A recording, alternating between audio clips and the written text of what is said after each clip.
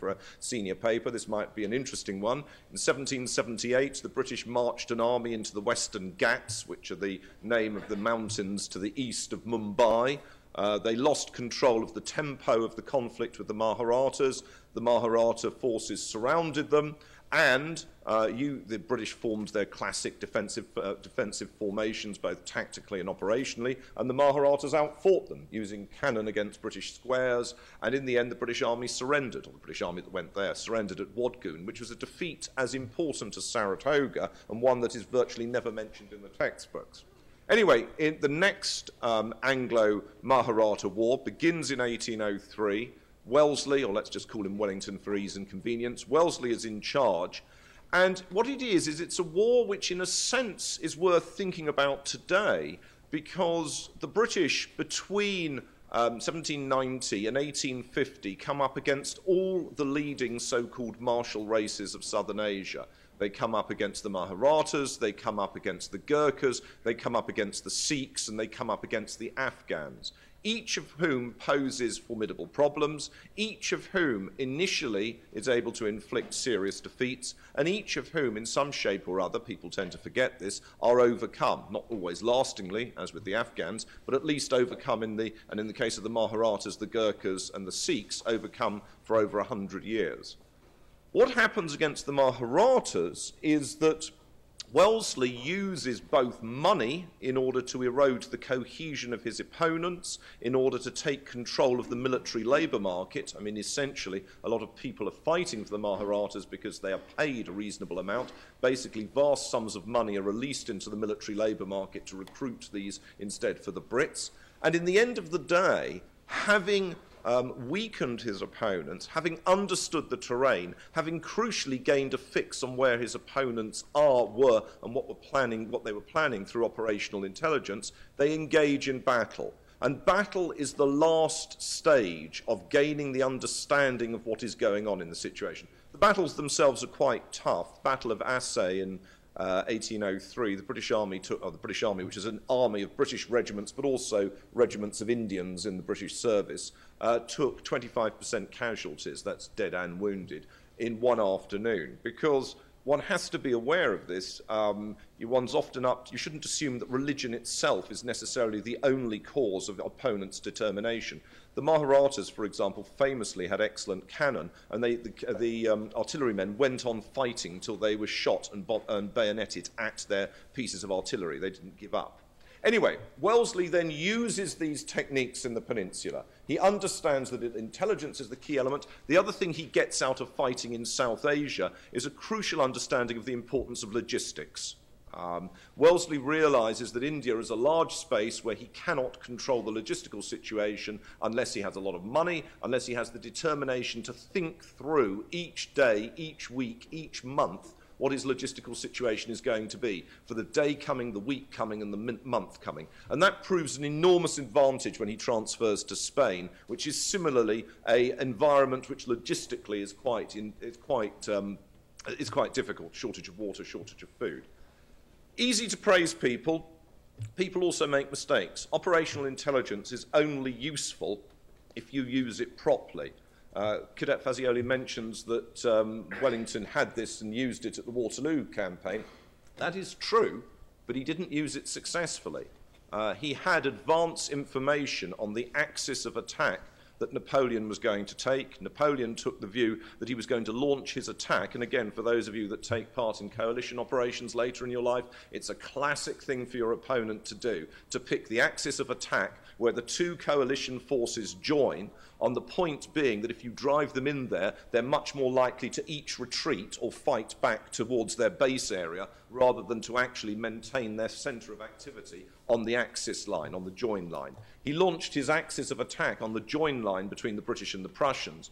Wellington had convinced himself that Napoleon was going to instead attack further west on the best road to Brussels. So when he gets operational intelligence telling him that the attack is going to come, when he gets operational intelligence telling him the attack has come, that French forces have crossed the Sambre River and are advancing from Charleroi, he simply says, well, yes, these are French forces advancing. This is a feint attack. This is a diversionary attack. The main attack is going to come further west.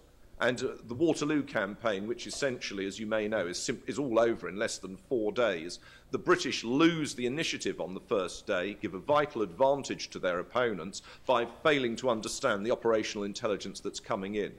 I mentioned yesterday, always worth looking at both points of view. If you do Waterloo on the ground, you will know that just as Wellington fluffed his first day, so Napoleon did the same. He actually chose his axis of attack, but because he didn't have bridging teams with him, and the crucial thing if you're going to advance against a river line is to have bridging teams with him, and because he had inadequate staff work, he had his forces funneled across one bridge at Charleroi across the Sambre, which causes immense chaos, means that his deployment is limited, so that although he'd got the operational initiative, he wasn't able to use it adequately. Anyway, moving on from there. The Peninsular War is one that is often thought about. It's often considered in terms of a successful insurrectionary war with reference to the Spanish guerrillas. And as Cadet Fazioli mentioned, there is academic debate here. There are some academics who put the emphasis on the British Army. Some academics put the emphasis on the Spanish guerrillas. But the common theme that is made is that in each case, what the Peninsular War showed is that regular forces, in the case of the experienced French units, could not control insurgents, i.e. it's usually chalked up as yet another example of insurrections winning in world military history. What I want to devote the rest of my time is showing that that is wrong, both specifically with reference to the Peninsular War and the Napoleonic period, and more generally, because I'm trying to be useful to you in your chosen career and profession, by showing that actually, frequently it is the case that insurrectionary success is misunderstood, and that it is not the case that insurrectionary forces necessarily have the advantage over regulars and professionals. Let's start with the Napoleonic period. Peninsular War, Napoleon fails. Well, there's a whole host of reasons why Spain proves an enormous burden for the Napoleonic point of view. There are two things worth considering in the very immediate point. First, alongside the Spanish guerrillas, there are actually units of the Spanish regular army still fighting.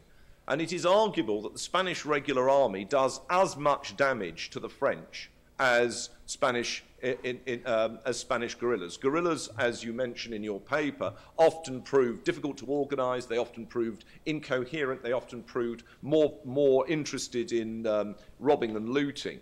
And the regular forces seem to have made more of a difference to the French. Certainly the French were, for example, besieged the major centre of Spanish government after they'd captured Madrid, Cadiz, and in a regular siege they failed to capture it. I mean, that was a straightforward, regular operation, just as the Spanish operations against the French in southeast Spain are straightforward, regular operations. Two, more important, what really tips the Peninsular War against France are two things that are entirely located in the world of regular military operations. Number one, because France did not have control of the sea, there was a secure lines of communication between whatever opposition in the peninsula existed to the French and a British home base able to produce supplies, money, men and material. And because the French could never crack that, the international dimension helped to ensure that opposition continued. But even more fundamentally, the Peninsular War was not won in the peninsula. Neither the British nor the Spaniards won the Peninsular War. The people that won the Peninsular War and defeated the French were the Russians, Prussians and Austrian troops who smashed France's armies in Russia and Germany in 1812 and 1813, ensuring that the French could no longer send reinforcements, ensuring that the French were becoming weaker as a whole, and ensuring that the centre of gravity of the war was moving against Napoleon. Without the success of the Russians in 1812 and of the Prussians, Russians and Austrians at 1813, particularly at the Battle of Leipzig, there is no way that the Peninsular War would have gone the way it went. And that is important because people often fail to look at the wider dimension. Incidentally, for those of you interested in the War of 1812, the reason why the Americans were never going to succeed in the War of 1812 against Britain was nothing to do with the British. It was because the British were allied to the most powerful alliance in the world, and of course the Americans had come in, as it were, against the British, and by the end of 1812, with the Russian success, the British alliance system is getting stronger. In 1813, the British alliance system gets even stronger, and in